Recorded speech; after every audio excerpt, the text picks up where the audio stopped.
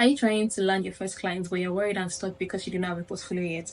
Do not worry. On today's video, I'll be showing you how to create a simple and professional portfolio even without any experience. And I'll also be showing you the right way to go about it. So let's jump right in.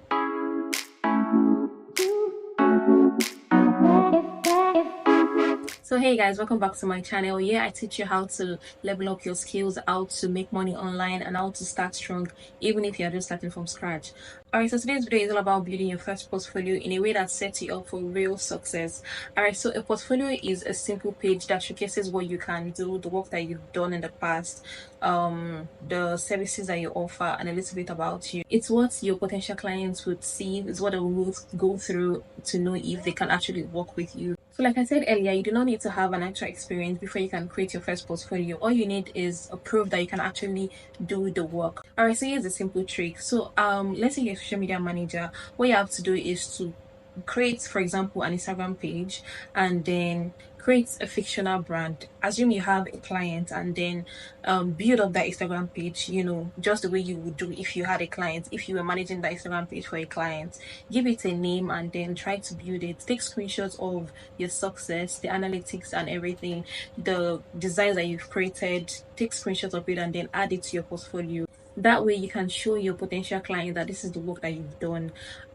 But if you want to go a bit further, just to build your confidence and to be sure of what you can actually handle, you can reach out to maybe a relative or a friend that has a business, and then you just tell them, hey, I would like to manage your business for like a month for free. Do not see it as you just offering a free service. See it as you trying to prepare yourself for your future clients. So you can just let's say they have like a social media handle, for example, maybe a LinkedIn page. You can help them manage that LinkedIn page for like a month, and then make sure that it is someone that can give you an honest feedback. So you're seriously helping them handling the page, like you are committing to it, you are being disciplined about it. Because if you are to just stick with just managing a fictional clients and a fictional brand, a fictional Instagram account, you might not actually be giving it your best because it is not a real person you're managing it for.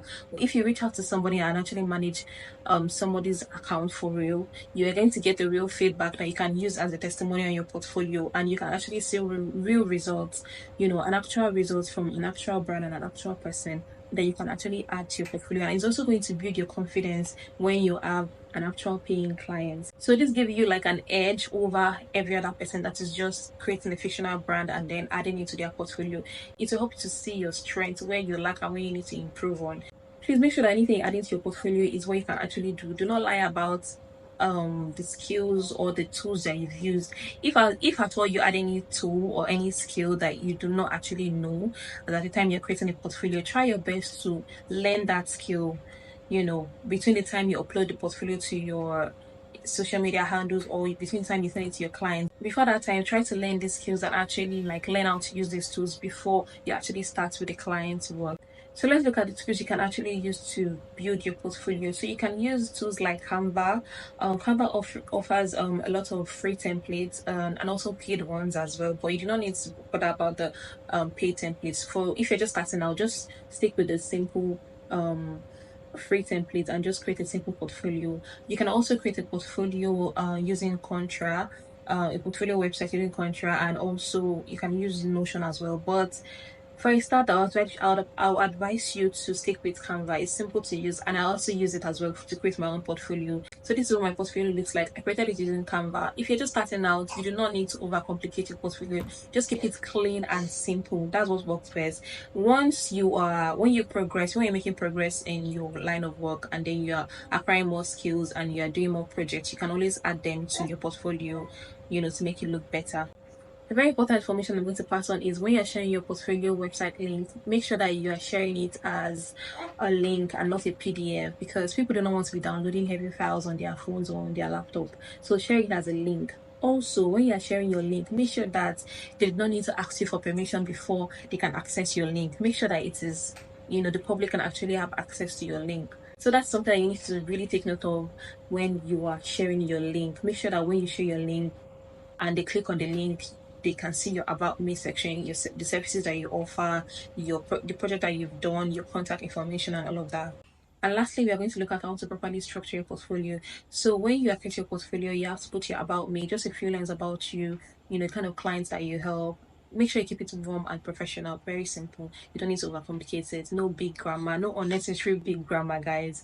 You also need to include the services that you offer, the tools that you've used. It's very important to actually add this. Also you need to put the project that you've done, the sample project that you've done. So you can just take screenshots out, or you can for people to be able to verify it if needed, you can add a link to the sample project, just like I did in mine, and then you can just add it to your portfolio. What else? You also need to add your contact information, your email address, your phone number if needed, and your Calendly what's it called, booking link if you have one. If you do not have one, I created a video talking about how to create your Calendly booking links. Alright, so that's it, guys. That's how simple you can create a professional portfolio even if you're just starting out. So if you enjoyed this video, please don't forget to hit the subscribe button. Don't forget to like and drop a comment. Thank you, and see you in the next video.